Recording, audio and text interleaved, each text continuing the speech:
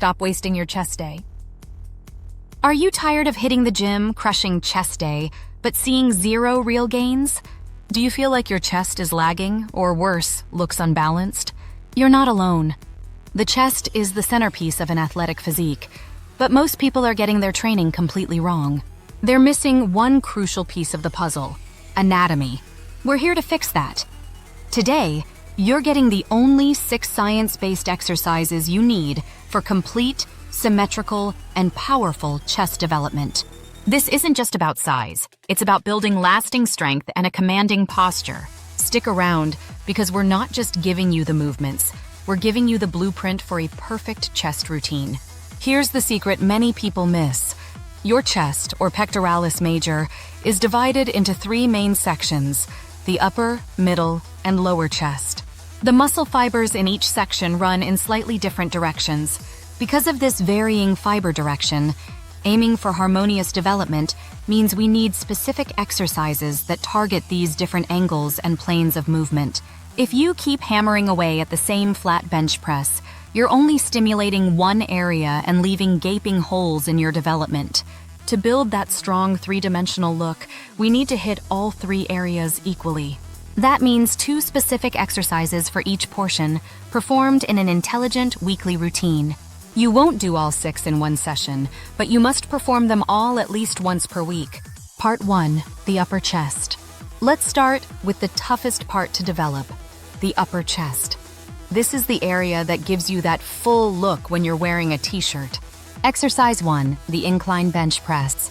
This is the king of upper chest development. Setting the bench at an incline, ideally between 30 and 45 degrees, positions your body perfectly to emphasize those clavicular fibers. Go too steep and you risk turning it into a shoulder exercise. You can use a barbell for maximum strength, dumbbells for a greater range of motion and correcting imbalances, or a machine for safety. While the barbell allows you to push heavier loads, dumbbells demand greater stabilizer muscle activation, offering a more complete upper body stimulus. The key is technique. Always keep your shoulder blades retracted throughout the movement and lower the weight until your arms are parallel to the floor to ensure maximum range of motion. You should aim for 3 sets of 8 to 12 repetitions, resting for 1 to 3 minutes between sets. Exercise 2, the decline push-up. Our second upper chest powerhouse is the decline push-up. It complements the bench press by stimulating your muscle fibers from a different angle. To perform it correctly, elevate your feet on a bench or box. Your body should form a straight inclined line, core tight, lower down until your chest nearly touches the floor, and explode back up. Keeping your core tight and your spine neutral throughout the entire movement is non-negotiable for safety and effectiveness. Here's a tip. If you can easily do more than 15 repetitions, increase the difficulty with a weighted vest or a plate on your back. This is excellent for pre-fatiguing the muscle right after your incline bench press. Aim for 3 sets of 10 to 15 repetitions. Part 2, the middle chest.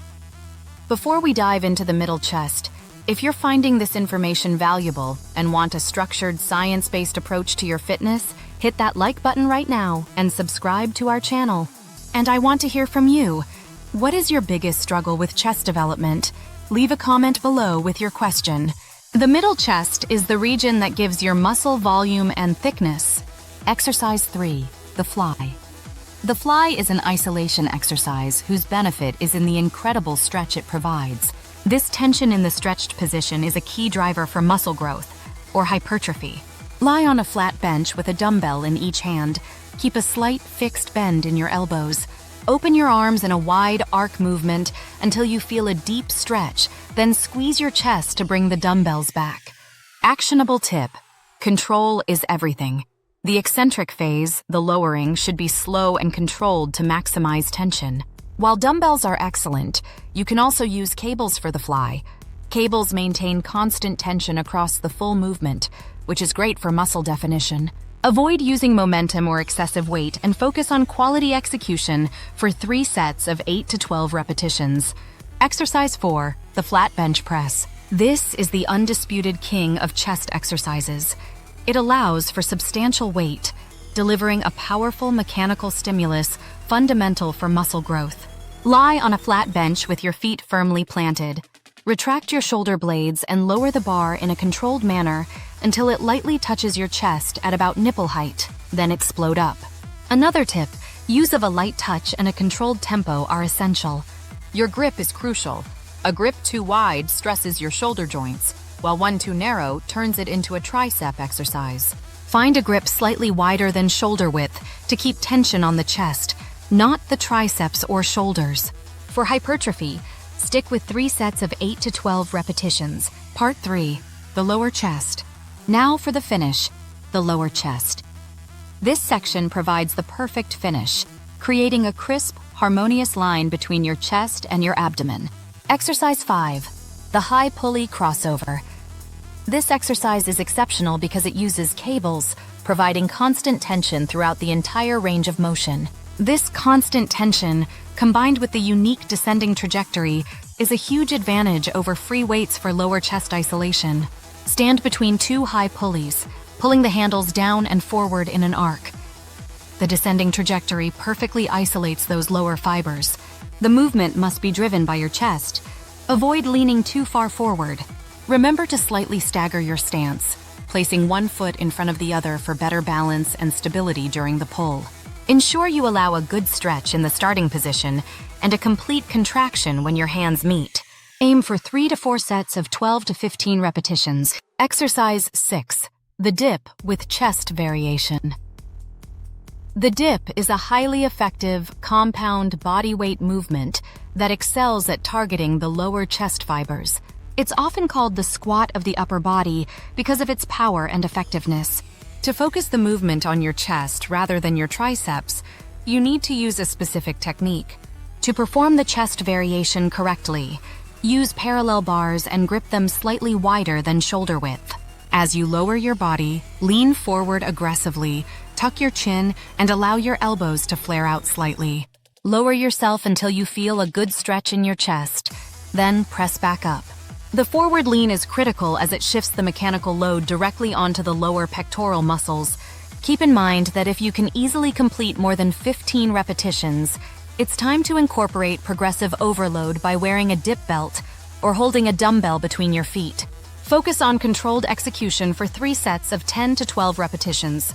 We keep this exercise at the end of the workout to maximize the isolation stimulus when the muscle is already fatigued.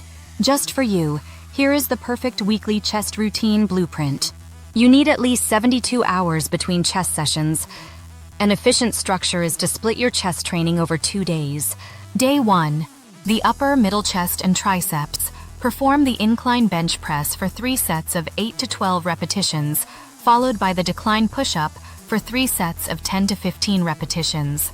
Then do the dumbbell fly for 3 sets of 10 to 15 repetitions, and finally, the flat bench press for 3 to 4 sets of 8 to 12 repetitions.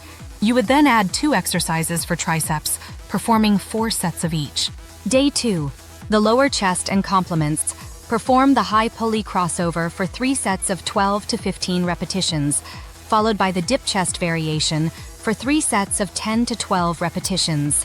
You would then add complementary exercises of your choice for other muscle groups. This structure allows intense, focused work while ensuring adequate recovery for maximum growth. Remember the key: progressive overload while always maintaining that perfect technique. Every 2 or 3 weeks, try to increase the weight or the number of repetitions. To prevent plateaus, periodically vary the exercise order or your time under tension.